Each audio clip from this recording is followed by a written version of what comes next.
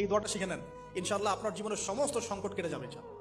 আমি নিজেও এই দোয়াটা বেশি বেশি করার চেষ্টা করি। দোয়াটা হচ্ছে, মুসা আলাইহিস সালাম একটা গাছের নিচে হেলান দিয়ে বসলেন, বসে দেখলেন দুজন মেয়ে দাঁড়িয়ে আছে দূরে, পানি নিতে পারছে না। লোকজন পানি নিয়ে যাচ্ছে, ওরা দাঁড়িয়ে আছে বেচারি। মুসা আলাইহিস সালাম গিয়ে বললেন, কি সমস্যা আপনাদের? এটা নিয়ে আপনারা আবার মেয়েদের সাথে কথা বলার চেষ্টা করেন। ঠিক আছে, তো মাহারাম গায়রা মাহারাম মেনে চলে।